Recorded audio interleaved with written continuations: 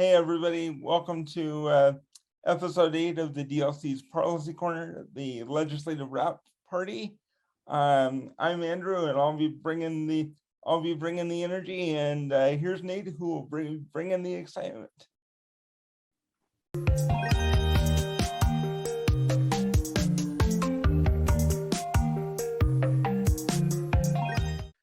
Well, Andrew promised you excitement. I'm not sure if I can deliver, but I'll do my best. First up, we're going to talk about the budget because we haven't had a chance to update you all on what happened with executive appropriations over the last week or so of the session. So first up, one thing we talked about a lot at the beginning of the session and kind of throughout was the funding for provider rate increases to help with staff, to raise staff wages. And as we mentioned before, social services prioritized that 24 million for that wage increase, and ultimately that was funded. There's also so that's ongoing. There's also a one-time component that allows that to start, the funding to start for that actually in March. So that should actually go into effect pretty soon, which is certainly a big deal. On top of that, while we had originally said it was 16 million for waiting list funding, EAC actually took that down to only 6 million. That's unfortunate, but still, that's a lot of money for the waiting list, which is a really good thing. Our understanding is that about 10% of that can be used for limited supports or something along those lines, but we'll keep an eye on that. And then one other thing to mention is that there was also a one-time $5 million appropriation for caregiver compensation for those on the DSPD side of things. So I'm not really sure where that's going to go long term, but at least it seems like that should be something that will continue at least one time. So we'll keep an eye on that. And then actually one other quick thing along with that funding is we had also mentioned that we were hopeful about getting a long-term service and supports study of the service array and cost of service study. And we had been pushing for with Senator Iwamoto. Thankfully, after everything, EAC did actually fund that study. So we're going to have to be working with folks in state agencies to try and figure out exactly what that study will look like. But that's something that's pretty exciting. We're hopeful to give a roadmap to legislators in the coming years about how they can do a little more in this area. Okay, folks, we're about to go off on an adventure here to see if this works. Yeah, I have 4 items for you. We'll see if I can remember them all. The first one is Representative Ellison's bill and request for the medically complex kids waiver, and the good news is there's good news all around, and that is that the bill went through. If you remember, among other things, the bill makes it so that kids currently on the waiver don't have to be reassessed every year, so that once you're on the waiver, you can stay on until you're 18. The good thing about the appropriation is that it's while they were hoping for more, it did get $1 million, which is nothing to sneeze at, and will certainly help a number of more individuals and families with critical needs in this area. The second thing is we've mentioned this before, but the state proposed to convert an existing facility to serve individuals with complex behavioral needs. This includes IDDD and mental health, and unfortunately that did receive funding. It will not be up and running for at least a year, though, because they still have to apply for permission from the federal government to do that. So it is something that we'll be watching and probably working on to some degree over the next year. bringing us back up a little bit, but in the same realm, the Office of Licensing got funding for two additional inspectors, which everybody was originally hoping for 3, but 2 is better than none. And so we are hopeful that this will be a step in the direction of improving the health and safety of facility residents even more. And on that note, we're encouraging the state and also the public to check out our recently released report on quality of care in long-term care facilities during COVID, where we make several recommendations about how to improve health, safety, and quality of care for residents of long-term care facilities. So check it out. I did it. All right, so just a couple more quick budget items to note that we talked about previously. First up, we had mentioned that there was 127 million out there for deeply affordable housing that we were hoping for. I suppose, unfortunately, though, it's still a huge number. EAC did actually give 55 million to deeply affordable housing, which, first of all, to direct that at deeply affordable housing is just a huge number for affordable housing, but to really be focused on that deeply affordable housing that folks desperately need is great. It's just a huge step. And it's our understanding that at least some of that can be used for permanent supportive housing to provide those wraparound services for folks with mental illness or substance use disorder. So we're excited to see that funding and where it goes to really help those out there.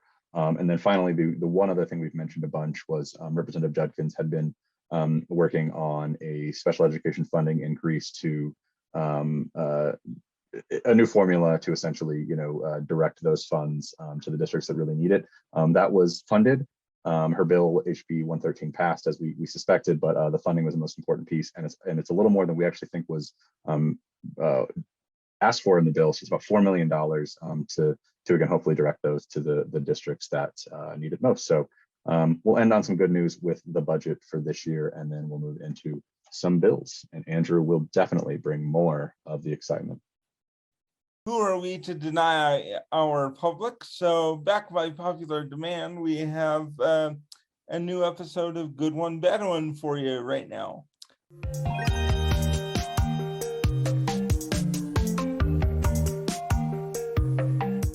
And the good one is HB 236 by Representative Ellison.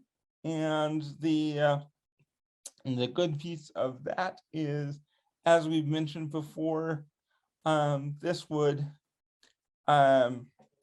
include the base budget for community mental health in the Medicaid consensus numbers that are agreed to, that are the budget numbers agreed to by the fiscal analyst and the governor's office and the Department of Health prior to the session. This would allow, including the basic community mental health budget in this process, would allow them to focus their requests on requests for additional money or new programs rather than having to fight for their current budget every single year. So we are hopeful that this could be a positive move in a good direction. So keep your fingers crossed for that.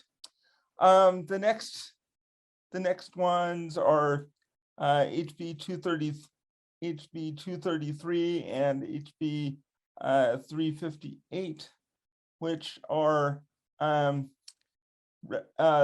Representative Representative King's parity bills. And while they are, parity is a good idea that we want to see fully implemented.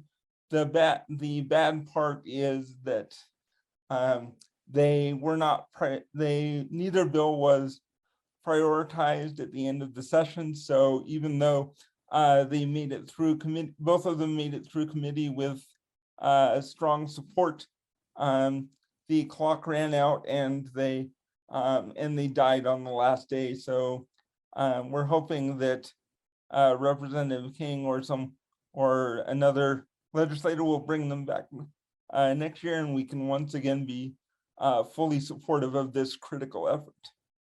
Once again, here now my turn with good one, bad one. First up, we have the good one is Representative Bailey Provost HB 150, the Disability Ombudsman Program. The funding for that came through, as well as the bill passing, which we were hopeful for and we're excited about. As you'll recall, this bill is one that creates a disability ombudsman within the Department of Health and Human Services that could look at complaints from the public against other government agencies or private businesses where their rights were infringed, or again, it could help educate the public on the rights and privileges of youth with disabilities across the state. So this is a good bill, and we're happy to see it pass, something that Representative Bailey Provost has been working on for a couple of years. So congrats to her. And moving on is once again, it's a bad one because it just ran out of time and didn't pass. It was actually a bill we liked, HB 188 from Representative Elison, the voter verification bill that created some clarification about a process for voters with disabilities to use when their signature doesn't match because of disability on their ballot. Unfortunately, didn't get through. This is the second year. It hasn't moved quite where we wanted it to, but we'll keep looking at that for next year. And I'm up for another round of good one, bad one. And the good one is Senator McKell's SB 239. This is his follow-up to youth residential treatment bill from following up from last year. And this one we like it because he clarifies that state rules and law control in the process, and industry standards no longer carry any weight in determining whether a program is fulfilling its responsibilities and obligations, and also clarifies that a program participant has a right to private communication with their family, which is a good thing, and also requires transportation companies that transport kids from their homes to these programs have to register, which is a step in the right direction. The next two are the bad ones. The first bad one is HB 261, which is Representative Lyman's bill, which expanded the ability to do involuntary commitment evaluations to physician assistants and nurse practitioners. We oppose this bill because we think that anybody who does evaluations that can have this much of an impact on a person's life should have the necessary and relevant expertise, training and expertise to do them. And to the best of our knowledge, neither PAs nor NPs have adequate training, or given adequate training, or have adequate expertise.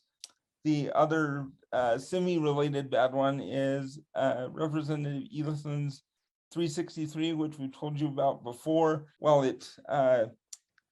expanded the hold time for involuntary commit evaluations from 24 to 72 hours with some parameters. The really bad part in our to our thinking is the fact that it expands the definition of substantial danger to self or others in such a way that it could potentially mean that anybody with a serious mental illness could be involuntarily committed at any time. And I'll toss it back to Nate for the next set. So background of the round myself of the good one, bad one. First up, we have SB 134. This was Senator Bramble's bill that would have more closely aligned federal and state regulations around special education funding, around when it provides an incidental benefit to a student without a disability. I mean, we like this bill. Again, we don't think it's going to make a huge impact on everything, but we do think aligning state and federal regulation to hopefully take a step toward better inclusion. We think this bill is at least a step in that right direction. With that said, I think we have had some productive conversations with folks within the state board and other legislators about potentially looking for other ways through rule or statute to promote inclusion. So that's something we hope to work on over the next several months. The bad one is not too bad, but it's certainly something that's a little bit concerning. We had brought up before. It was HB 313 from Representative Hawkins. This was a bill that originally started out with a lot of concern around voters with disabilities having someone assist them with the ballot and some requirements that would have made it tricky or more difficult for them to do so. But then, as you may recall, it was substituted and amended in many ways, and at some point, it essentially reached a point where the bill actually seemed pretty good, that it didn't really do much. It took away the requirements of a camera on a ballot drop box and just required a municipality to actually have at least one ballot drop box per municipality.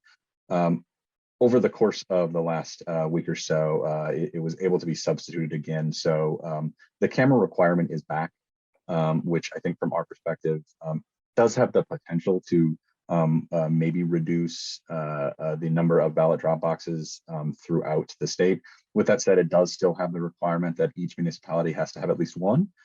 So we're hopeful that that's at least somewhat mitigated, but ultimately I think we're gonna have to keep an eye on that one. And we do have at least some amount of concern. And I will toss it back to Andrew. The good one is HB 328 by Representative Stephanie Pitcher, and 328 gives an option finally after 3 years. This is the third year that this bill has come up, and it gives an individual the right or the ability to ask the DMV to put a mark on their driver's license or on their ID card, indicating that they have a disability that makes it challenging for them to communicate effectively with law enforcement. While it is optional, if you do elect to participate in the program, it attaches to your vehicle registration as well. The other part is that it adds to it puts a note in a database accessible to law enforcement and maintained by the Commission on Criminal and Juvenile Justice. Given that it's an optional program, and that it could make a difference for folks who can find it challenging to communicate with law enforcement, we're okay with it at this point. The semi-bad one we mentioned before and last week, and that's SB 228 from Senator Anderegg, and again, this would create a this would create some sort of a database that would be accessible to law enforcement and dispatch of individuals with disabilities who choose to be included, again with the hope of making any potential law enforcement interactions have more positive outcomes. The challenges for us around this one are that it would have allowed